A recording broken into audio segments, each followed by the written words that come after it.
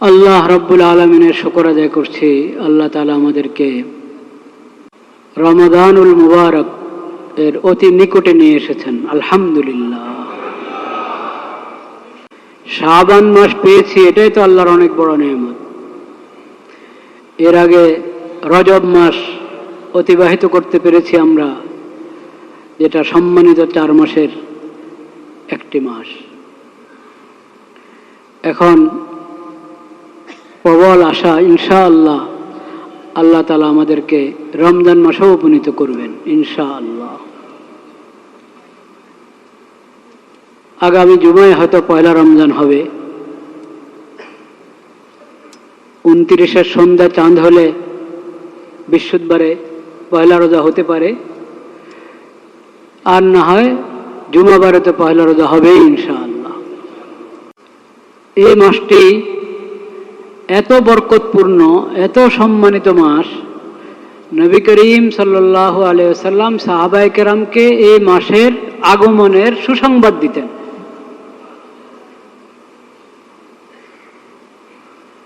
যে দেখো, এই বরকতের মাস, শাহরুন মুবারক, বরকতপূর্ণ মাস তোমাদের সামনে উপস্থিত হয়েছে। এই মাসে দিনে রোজা রাখা আল্লাহ ফরজ করেছেন, ফরাদাল্লাহু সিয়ামাহু। এই মাসের রোজা সিয়াম আল্লাহ ফরজ করেছেন। ওয়া সান্না লাকুম কিয়ামাহু, এবং রাতে দাঁড়িয়ে আল্লাহর দরবারে দাঁড়িয়ে নামাজ আদায় করা, এটা সুন্নত করেছেন আল্লাহ তাআলা। দিনের রোজা হলো ফরজ, আর রাতের তারাবিহ সুন্নত।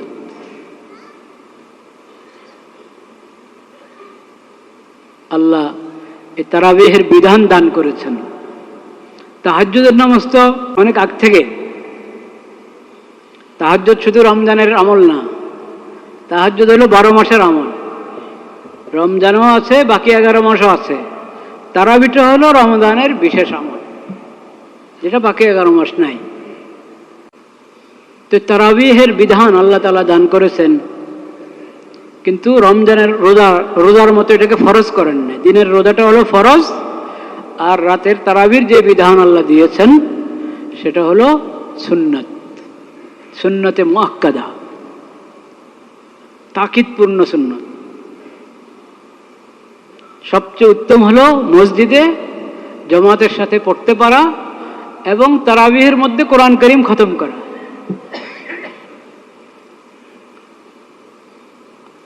না হয় কমপক্ষে ঘরে কয়েকজনের জামাত করলাম, সেখানে কোরআন খতম করলাম। অতিরিক্ত খতম আমি আউয়াবিনে করতে পারি, তাহাজ্জুদে করতে পারি। তারাবি মসজিদে জামাতের সাথে পড়লে সেখানে একাধিক খতম সেখানেও করা যায়, কিন্তু যেহেতু অনেক মুসল্লি থাকে তাদের কষ্ট হতে পারে, সেজন্য নবী করিম সাল্লাল্লাহু আলাইহি ওয়াসাল্লাম ইমামদের জন্য একটা নীতি করে দিয়েছেন, একা নামাজ পড়ো, যত ইচ্ছা লম্বা করো। মুসল্লিদেরকে নিয়ে নামাজ পড়বা, তাহলে সংক্ষেপ করো, সংক্ষেপ। এই সংক্ষেপ মানে আবার একবারই সব নামাজ মাগরিবের নামাজের মতো এত সংখ্যক হবে তা না কিন্তু। আচ্ছা, আরেকটা কথা মনে রাখি, মাগরিবের যে সূরা, অনেকে মনে করে মাগরিবের নামাজের মধ্যে ছোট্ট সূরা পড়াই সুন্নত। একটু বড় সূরা এশার নামাজে যেমন পড়া হয়, আরো বড় সূরা যেমন ফজরে জোহরে পড়া হয়, এত বড় সূরা মাগরিবে পড়লে এটা সুন্নত হবে না, সুন্নত পরিপন্থী হবে। এটা ভুল ধারণা। এটা কি ভুল ধারণা? মানে মাগরিবে বড় পড়া না পড়লেও, আপনি ছোট সূরা পড়লেও সুন্নত আদায় হয়ে যাবে। কিন্তু যদি এশাতে যেমন সূরা পড়া হয়, এমনকি জোহরে যেমন বড় সূরা পড়া হয়, সেটাও যদি মাগরিবে পড়া হয়, তাহলে আপত্তি নাই, আপত্তি নাই। তবে সাধারণ নিয়ম হলো মাগরিবের নামাজের এমনি সময়টাও সংক্ষিপ্ত, মানুষের তাড়াও থাকে, সেজন্য সংক্ষিপ্ত সূরা পড়লেও সুন্নত আদায় হয়ে যায় মাগরিবের নামাজের মধ্যে। তো বলছিলাম যে তারাবিহের নামাজ সুন্নতে মুআক্কাদা। কত রাকাত? 20 রাকাত। তারাবিহের নামাজ কত রাকাত? 20 রাকাত। তাহাজ্জুদ হলো 8 রাকাত। তাহাজ্জুদের নামাজ 8 রাকাত, কিন্তু সেখানেও যদি কম পড়া হলো, উঠতে একটু দেরি হয়েছে, 4 রাকাত পড়লো, 2 রাকাত পড়লো, কোনো আপত্তির কিছু নেই। আর সময় একটু বেশি পেলাম, আজকে তাহাজ্জুদে বেশি তেলাওয়াত করব, তো বেশি রাকাত পড়তে যাচ্ছি, তো তাহাজ্জুদের মধ্যে যদি 8 রাকাতের বেশি পড়া হয় সেটাও তো আপত্তি নাই, সেটাও সুন্নাহ পরিপন্থী না। সাধারণত নবী করিম সাল্লাল্লাহু আলাইহি সাল্লাম তাহাজ্জুদের নামাজ 8 রাকাত পড়তেন, কিন্তু কম করা এবং বেশি করারও অনুমতি দিয়েছেন।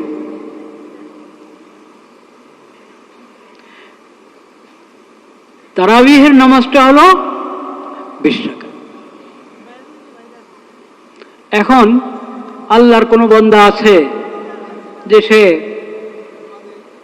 তারাবিহের মধ্যে অনেক পারা পড়বে, 3 পারা, 4 পারা, 5 পারা একা পড়ছে, বা ওনার পিছনে 2-3 জন এমন দাঁড়িয়েছে ওনার মতো মজবুত, অনেক পারা উনি পড়তে চাচ্ছেন, মসজিদের খতমে না, নিজেরা খতম করছেন, অনেক পারা পড়তে চাচ্ছেন। তো উনি তারাবি পড়তে পড়তেই সেহরির সময় ঘনিয়ে গেছে, তারাবি পড়তে পড়তেই সাহারির সময় কি ঘনিয়ে গেল, তাইলে ওনার তারাবি দ্বারাই তাহাজ্জুদের কাজও হয়ে গেছে, তাইলে ওনার তারাবির দ্বারা কি তাহাজ্জুদের কাজও হয়ে গেল। কিন্তু আমি তারাবি আগ্রাতে পড়লাম, আগ্রাতে তারাবি পড়ে শুয়ে পড়লাম, বিশ্রাম করলাম, শেষ সাথে আবার উঠলাম, শেষ সাথে উঠবই, সাহারির জন্য উঠাই হয়, তখন আবার তাহাজ্জুদ পড়ব, তখন কি পড়বো, তাহাজ্জুদ পড়বো। এবার 4 রাকাত পারে, 6 রাকাত পারে, 8 রাকাত পারে, যতটুকু পারে তাহাজ্জুদ পড়ব। তো আল্লাহ রাব্বুল আলামিন আমাদেরকে রমাদানুল মুবারকের এই 2টি হক যথাযথ আদায় করার তৌফিক নসিব করেন। রমাদানের অনেক হক, সবচেয়ে বড় হক হলো দিনের রোজা, ফরজ, প্রত্যেকের উপর ফরজ, প্রাপ্তবয়স্ক ছেলে মেয়ে, পুরুষ মহিলা সবার উপরে ফরজ। শুধু অসুস্থ, এমন অসুস্থ যে রোজা রাখলে অসুস্থতা বেড়ে যাবে এবং তার জন্য কষ্টসাধ্য হয়ে যাবে, এমন অসুস্থতার ক্ষেত্রে আল্লাহ তাআলা ছাড় দিয়েছেন। যে আয়াত আমি পড়লাম সূরাতুল বাকারার, শাহরু রমাদান আল্লাযী উনজিলা ফীহিল কুরআন হুদাল লিন-নাসি ওয়া বায়্যিনাতিম মিনাল হুদা ওয়াল ফুরকান ফামান শাহিদা মিনকুমুশ শাহরা ফালিয়াসুম। রমজান মাস পেয়েছো, তাহলে রোজা রাখো, কারণ অনেক কারণ, সবচেয়ে বড় কথা আল্লাহ ফরজ করেছেন, বাস কথা শেষ। আল্লাহ ফরজ করেছেন, কেন ফরজ করলেন এটার অনেক তাৎপর্য, অনেক হিকমত, আল্লাহর এক এক বিধানে অনেক তাৎপর্য আছে। একটা তাৎপর্যের কথা কিন্তু আল্লাহ এখানে বলে দিয়েছেন, যে রমজান মাস সেই মাস যে মাসে কোরআন অবতীর্ণ হয়েছে,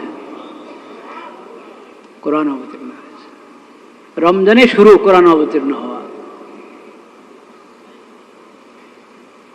হুদাল লিন্নাস, মানুষের হেদায়েতের জন্য, ওয়া বায়্যিনাতিম মিনাল হুদা ওয়াল ফুরকান, এই কোরআনের মধ্যে হেদায়েতের যাবতীয় নিদর্শন আল্লাহ তাআলা দিয়ে দিয়েছেন, এবং হক বাতিলের পার্থক্য করার জন্য, কল্যাণ অকল্যাণের পার্থক্য করার জন্য, হেদায়েত এবং গোমরাহির পার্থক্য করার জন্য, কুফর এবং ঈমানের পার্থক্য করার জন্য, শিরিক এবং তাওহীদের মাঝে পার্থক্য করার জন্য, যেখানে যেখানেই পার্থক্য করার প্রয়োজন হবে, যে কোন রাস্তা আমি অবলম্বন করব, কোনটা ঠিক কোনটা ভুল, কোনটাতে কল্যাণ আছে কোনটা অকল্যাণ, কোনটা হেদায়েত কোনটা গুমরাহি, পার্থক্য করার জন্য মানদণ্ড আল্লাহ দিয়ে দিয়েছেন এই কোরআনের মধ্যে।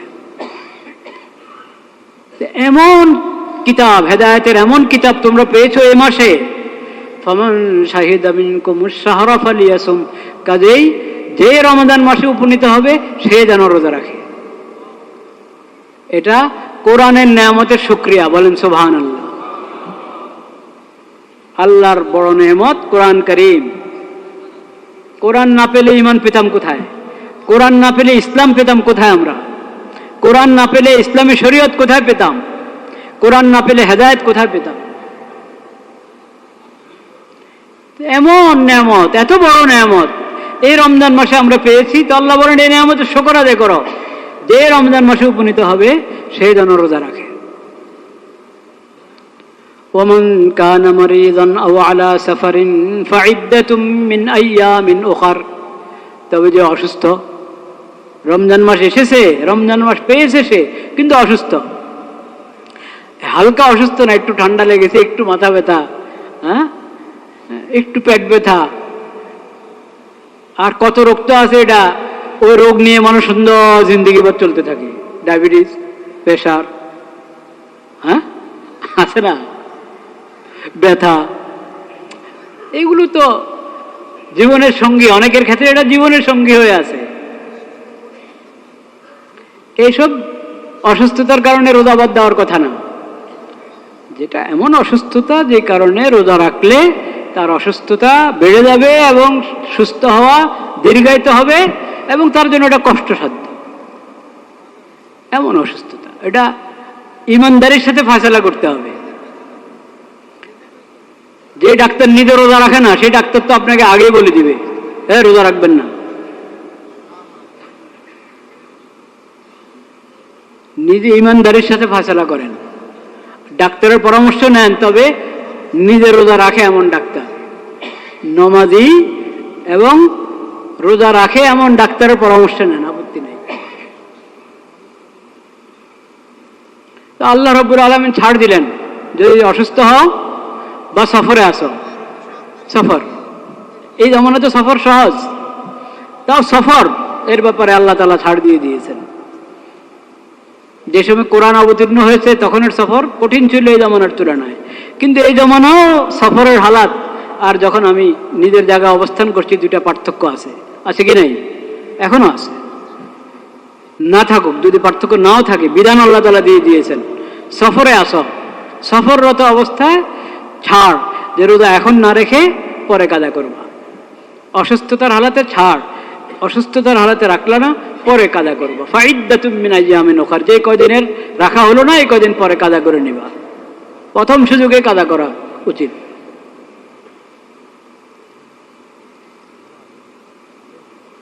ইউরিদুল্লাহু বিকুমুল ইউসরা ওয়ালা ইউরিদু বিকুমুল উসর। আল্লাহ তাআলা তোমাদের জন্য সহজতা চান, এতে ছাড় দিয়ে দিলেন। অসুস্থতার কারণে এখন না রেখে পরে কাজা করলে চলবে, সফরের কারণে এখন সফরের হালাতে আছো, তো এখন যদি তোমার চাও যে এখন রাখবা না পরে পুরা করবা, ছাড় আছে। ইউরিদুল্লাহু বিকুমুল ইউসরা ওয়ালা ইউরিদু বিকুমুল উসর। কিন্তু ওয়া আন তাসুমু খায়রুল লাকুম, এর আগের পৃষ্ঠায় ওয়া আন তাসুমু খায়রুল লাকুম, অত বেশি আল্লাহ তো ছাড় দিয়েছেন, কিন্তু তুমি যদি দেখো যে সফরের হালাতে আমি রাখতে পারি, ওরকম সমস্যা আমার হচ্ছে না, তো রোজা রেখে নাও নগদ। কারণ পরে কাজা করলে রমজানে রাখার যে সওয়াব সেটা তো আর পাবে না, সেই ফায়দাটা তো আর পাবে না। এখন নগদ রাখতে পারলে ভালো, কিন্তু ছাড় আছে, পরে কাজা করে নিবা। ইউরিদুল্লাহু বিকুমুল ইউসরা ওয়ালা ইউরিদু বিকুমুল উসর। আল্লাহ কাঠিন্য চান না, তোমাদের জন্য এমন বিধান দিয়ে দিবেন যে তোমার পালন করা কষ্টসাধ্য হয়ে যাচ্ছে, তোমার জন্য কঠিন হয়ে যাচ্ছে, না, এমন না। আল্লাহ তাআলা চান যে এমন বিধান দিবেন তোমাদের জন্য যেটা পালন করা তোমাদের জন্য সহজ হয়। ওয়ালিতুকমিলুল ইদ্দাতা, এবং যাতে তোমরা, আল্লাহ তাআলা শুধু 1 মাসের রোজা ফরজ করেছেন, 2 মাস 3 মাসের রোজা ফরজ করলে সংখ্যা পুরা করা কঠিন হতো না আমাদের জন্য। ওয়ালিতুকমিলুল ইদ্দা, যাতে তোমরা পুরো করে ফেলতে পারো। 1 মাসের রোজা ফরজ করে দেওয়া হয়েছে 29 বা 30, এটা যেন পুরো করতে পারো তোমরা। ওয়ালিতুকাব্বিরুল্লাহ আলা মা হাদাকুম, আল্লাহর মাহাত্ম্য বর্ণনা করো, আল্লাহর বড়ত্ব বর্ণনা করো, আল্লাহর হামদ এবং শুকর আদায় করো যে আল্লাহ তাআলা তোমাদেরকে এই ফরজ ইবাদত সিয়ামের মতো এত উপকারী, যেটা ইমানকে উন্নত করে দেয়, আখলাক এবং চিন্তা চেতনাকে উন্নত করে দেয়, এমনকি স্বাস্থ্যেরও ফায়দা আছে এটার মধ্যে। কত ফায়দা আমরা কতটুক জানি, কতটুক বুঝি। এমন ইবাদতের রাস্তা দেখিয়ে দিয়েছেন তোমাদেরকে আল্লাহ তাআলা, তো তোমরা আল্লাহর তাকবীর বলো, আল্লাহু আকবার, আলহামদুলিল্লাহ বলো, শুকর আদায় করো, ওয়ালা আল্লাকুম তাশকুরুন, আলহামদুলিল্লাহ, সুবহানাল্লাহি ওয়া বিহামদিহি, সুবহানাল্লাহিল আযীম, আল্লাহু আকবার, লা ইলাহা ইল্লাল্লাহু আল্লাহু আকবার ওয়ালিল্লাহিল হামদ। وإذا سألك عبادي عني فإني قريب أجيب دعوة الداعي إذا دعان فليستجيبوا لي وليؤمنوا بي لعلهم يرشدون। দোয়া তো সবসময় আমল, কিন্তু বিশেষভাবে রমাদানের মুবারক দোয়া কবুলের মুহূর্ত। যতক্ষণ বান্দা রোজা রাখছে, তো রোজাদার হওয়ার কারণেই প্রতিটা মুহূর্ত দোয়া কবুলের সময়। আর এমনি প্রতি সকাল, প্রতি সন্ধ্যা, প্রতি ভোর রাত, প্রতি নামাজের পর 11 মাসে আমরা পেয়ে থাকি, কিন্তু রমজানের ভোর রাত এটা তো ব্যতিক্রম, ব্যতিক্রম ধর্মী, আলাদা বরকত, আলাদা ফজিলত, অতিরিক্ত বরকত এবং ফজিলত প্রতিটা মুহূর্ত। সেজন্য আল্লাহর কাছ থেকে উসুল করার সুবর্ণ সুযোগ রমজান মাস। ওই রমজানের রোজার আলোচনা, রোজা তারাবির কথার পরেই আল্লাহ তাআলা বলেছেন দোয়ার কথা। আল্লাহ হাজির, তোমার ডাকে সাড়া দেওয়ার জন্য, তোমার দোয়া কবুল করার জন্য আল্লাহ তাআলা হাজির। বন্দানা বলবে লাব্বাইক, হজের সময় বলে থাকি আমরা লাব্বাইক আল্লাহুম্মা লাব্বাইক, ওই সময় তো জিকিরের মধ্যেই লাব্বাইক আছে। এমনি লাব্বাইকের মানসিকতা, এরা তো 24 ঘন্টা 12 মাস 24 ঘন্টা, এটা শুধু হজের সময় একবার না, লাব্বাইক মুমিনের কাঁধেই তো লাব্বাইক বলা। যেখানে আল্লাহ বলেছেন ইয়া আইয়ুহাল্লাযীনা আমানু, হে ইমানদার বান্দারা, হে ইমানদারগণ, বান্দা কি বলবে? লাব্বাইক, আল্লাহ আমি হাজির। তো আল্লাহ কি বলছেন? আল্লাহ তো বলছেন আমার ফায়দার জন্য। আল্লাহ তো আমাদেরকে ডাকেন এমন বিধান দেওয়ার জন্য, যেই বিধানে আমার হায়াত, যে বিধানের মধ্যে আমার সমস্ত কল্যাণ এবং খায়ের এবং বরকত। তো সেজন্য দোয়ার খুব গুরুত্ব দেওয়া। যখন এটা দোয়ার মাস, রমজান কোরআনের মাস, সিয়ামের মাস, তারাবিহের মাস, দোয়ার মাস, সদকা খায়রাতের মাস, কত আমলের জন্য আল্লাহ তাআলা বিশেষ বরকত পূর্ণ মাস হিসেবে এই নেয়ামত আমাদেরকে দান করেছেন। যত সব নেক আমল এবং ইবাদত অন্যান্য মাসে আছে, এগুলো যদি রমজানে আমি গুরুত্বের সাথে আদায় করি, তো এটার জন্য আলাদা বরকত এবং ফজিলত আল্লাহ তাআলা দান করে থাকেন। তো দোয়া, যখন এটা দোয়ার মাস, দোয়া কবুল হওয়ার শর্তগুলোর দিকে খেয়াল রাখা দরকার কিনা? হ্যাঁ, দোয়া কবুল হওয়ার কি কি শর্ত? দোয়া কবুল হওয়ার পূর্ব শর্ত সবাই জানি আমরা। পানাহার কি হতে হবে? হালাল হইতে হবে। পানাহার হালাল হইতে হবে, বাসস্থান হালাল হইতে হবে, পোশাক হালাল হইতে হবে। এটা দোয়ার, এমনও আল্লাহ দোয়া কবুল করেন, কিন্তু এই শর্ত পাওয়া গেলে দোয়া কবুল হওয়া একেবারে নিশ্চিত। দোয়া কবুল হওয়া নিশ্চিত হওয়ার জন্য এই শর্তগুলো আছে। তো আল্লাহ রাব্বুল আলামিন ওইভাবে রমাদানের প্রস্তুতি গ্রহণ করার আমাদেরকে তৌফিক দান করেন। রমাদানুল মুবারকের এই নেয়ামত আমরা পেতে যাচ্ছি এমন একটা মুহূর্তে, কোরআনের নেয়ামত, কোরআনের মাস রমজান, সিয়ামের মাস রমজান, এই বরকত এবং ফজিলতের মাস আমরা এমন এক মুহূর্তে পেয়েছি, যেই মুহূর্তে কোরআন এর বিধানের, কোরআনের হেদায়েতের আমাদের সবচেয়ে বেশি দরকার। যে মুহূর্তে দোয়া কবুলের সবচেয়ে বেশি মুহতাজ আমরা, এমন এক মুহূর্তে আমরা পেয়েছি। বলেন আলহামদুলিল্লাহ। দেশে একটা নতুন হালাত, এই সময় যদি আমরা এই নেয়ামতের কদর করতে পারি, যে আচ্ছা এই শাবানে দেশের মধ্যে নতুন একটা পরিস্থিতি সৃষ্টি হলো, এই বরকত এবং ফজিলতের সময়, এবং রমজান মাস একেবারে নিকটে, তাহলে আমরা সবাই শাসক এবং জনতা, শাসক এবং কি জনতা, শাসক এবং জনগণ, আমরা সবাই রমজানের এই সুবর্ণ সুযোগকে ব্যবহার করি সুন্দর বাংলাদেশ গড়ার জন্য। রমজানের এই সুবর্ণ সুযোগকে কাজে লাগাই শাসকগণ এবং জনগণ সবাই, এবং কোরআনের হেদায়েত, কোরআন থেকে হেদায়েত গ্রহণ করি কিভাবে আমাদের দেশে শান্তি আসতে পারে, নিরাপত্তা আসতে পারে।